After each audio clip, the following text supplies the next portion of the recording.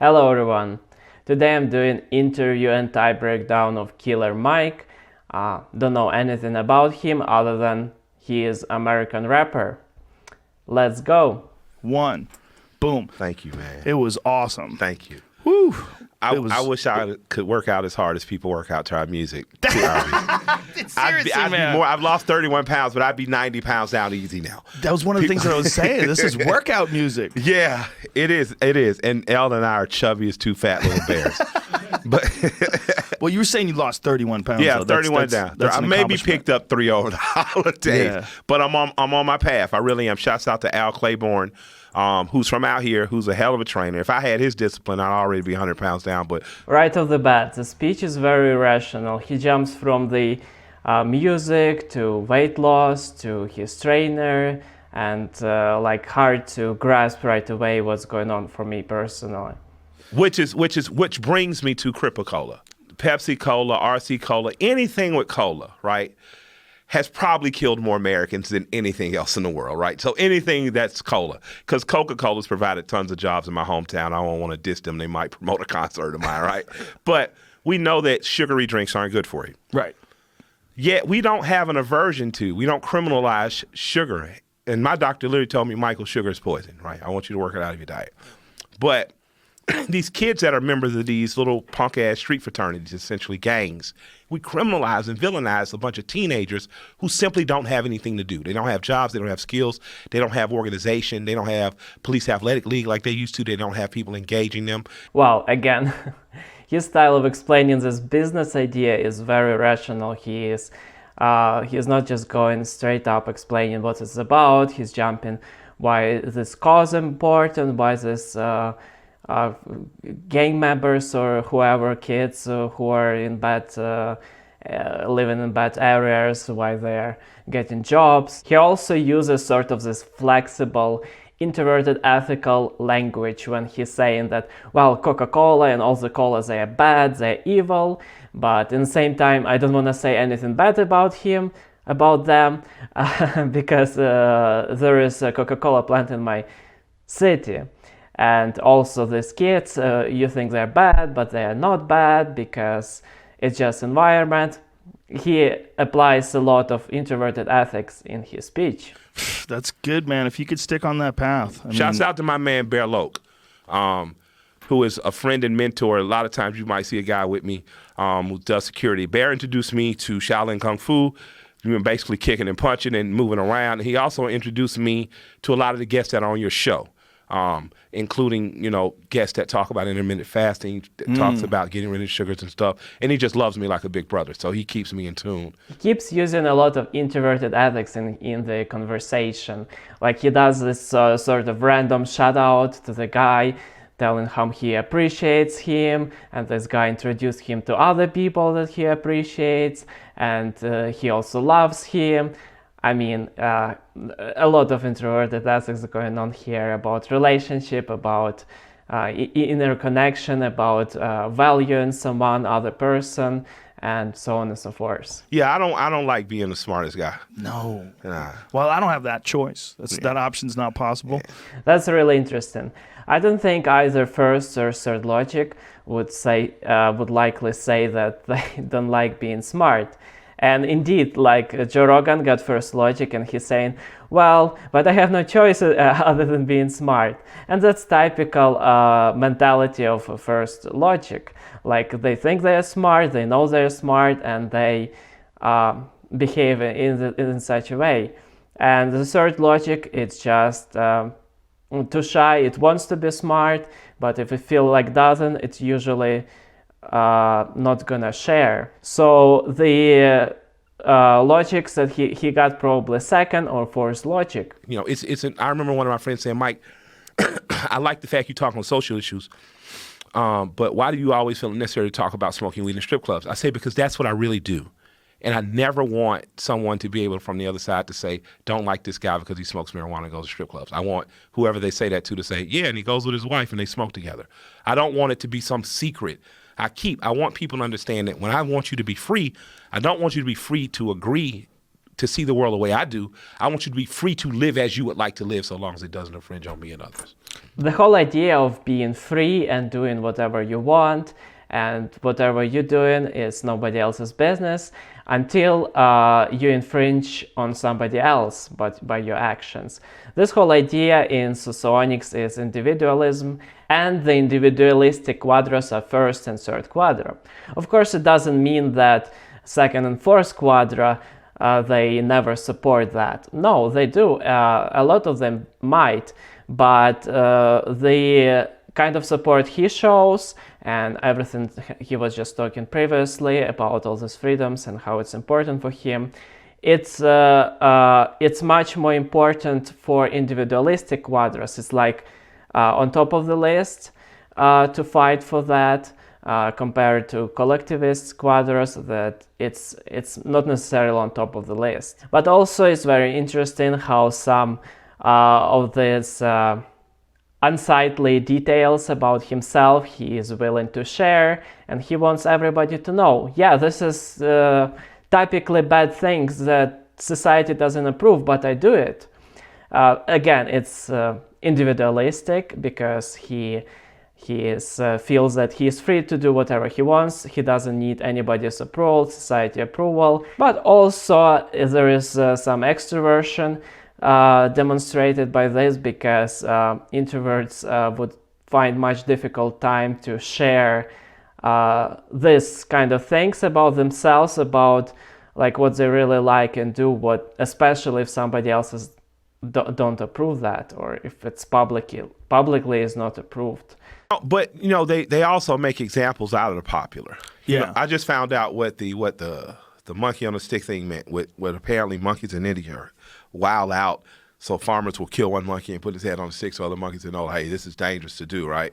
So essentially, famous people. The fact that he brought up this kind of cruel example is very interesting, because I think most people typically disapprove or frown at least upon this kind of behavior, like it's cruel to monkey, and but he sees it as a demonstration of power that man has over monkeys, and also of the danger that if monkey does something wrong to the farmer on a farm, then this is what happens. So to me, the manner with which he brought up this example suggests that he at least got extroverted sensing in values. The United States Constitution when it matters of freedom of speech, because I got a chance to see it fought for and exercised right there before me as I was learning about it. I like how he brought up that he learns the best what he sees, which is sensing, and what he has an example of, which is extroverted logic,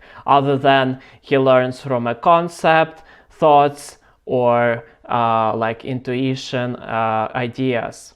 So points out two specific values, extroverted sensing and extroverted logic. I find it as a great illustration what aspects he actually prefers and pays attention to the most. Songs, vibrations, humming, meditation, you hum, that rhythm changes things, and it opens your mind, it clears you, you know what I mean? Mm-hmm. Seeing music as a rhythm, vibrations that impact your mind and potentially change your mindset is introverted intuition. This proves that he pays special attention to introverted intuitive parts of things. In this case of music, which means that he could have introverted intuition in values. Allocating a Nelly beat to your song and talking about cowboy boots instead of Air Force Ones. No. Not the same. No. There's something about the Allman Brothers Midnight Rider and, Whipping Post that's radically different than you just singing about your Ford and rafting on Saturdays with your chick. I like how his body is not this kind of stiff, sort of conserved state or like tense state. he's relaxed, he's like leaning here and there, he's like changing his position, and this indication of two things. First of all, this kind of flexibility, reluctance of just sitting straight, and a lot of moving around, more indication of irrationality again, and the being kind of relaxed and like more comfortable and have very fluid motions is indication of him being censor. Okay, everyone, let's wrap it up. Is Killer Mike logic or ethic? Well, throughout the interview, Killer Mike clearly demonstrated that his primary interest is people, because this is like majority of time that's what they were talking about. He was mentioning so many people and how he feels about them, and they were discussing the qualities of different people, and he was bringing up a relationship with people and his opinion about people all the time. So he's clearly it's his primary interest, and accordingly he is ethic. Is he into it or censor? Both through his speech and through his body, I was getting a lot of clues that he is a censor. He was focused around topics that he sees, that he can you can touch. He was using a lot of semantic of extroverted sensing, about danger, about threat, and even killing and stuff like that. So I would say that he is very likely censor. And additionally, the values that he was demonstrating were all from a third quadrant, as well as I pointed out his extroversion and individualism. All of this matches third quadrant and the type sensory ethical extrovert. And now let's move on to psychosophic type. Well, in this particular interview, his psychosophy was a little bit more difficult to determine, so I didn't highlight any key moments that I could point out that this means that, but there were small hints here and there, so I will tell you my guess by these clues what I think his psychosophy is. So first of all, and I'm pretty sure about it, that he got second logic, because despite being an ethic, he was very logically focused on around all these topics. He can very easy talk around almost any topic. He is bringing up a lot of his opinions and his thoughts, and it does it in such a detail, and they had a very back and forth conversation with Joe Rogan. In my eyes, his opinions were thought through, well-rounded, versatile, but in the same time flexible and on point. That's why also he maybe has such a strong opinions on different social issues, and he likes to speak it up. But in the same time, he is humble and secure enough to say that, well, he thinks that he is dumb and he doesn't really know that many things. And when he is clearly a very smart person. So, second logic. So another prominent thing about Killer Mike that I noticed, that he is not uncomfortable to talk about his body, and he likes to exercise, and he easily talks about his body needs. And there was incidents in like clubs where he stated that he thinks that you need to know fighting, that you can stand for yourself, and that's what he does, that he stands for himself. He doesn't afraid to stand for himself in fights. This shows a lot of confidence in his own body, as well as he was saying that fighting, in his opinion, should be learned in school. Again, he was seeing being physical and physical ability as very important for children.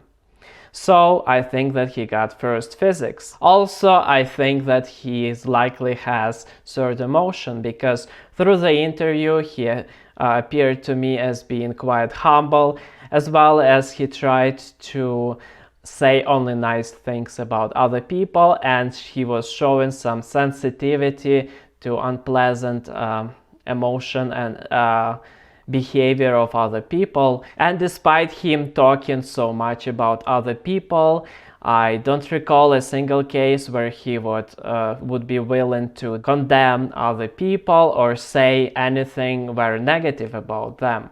So this much more likely fits third emotion other than fourth emotion. And this leaves us with fourth will. In the beginning of the interview, he was easily talking about things that he is not able to do, like lose weight by exercising more or getting rid of his addiction of sugar.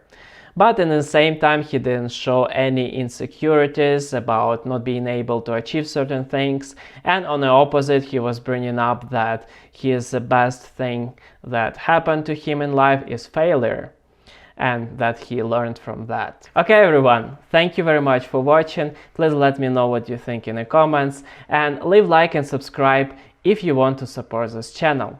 See you in the next videos.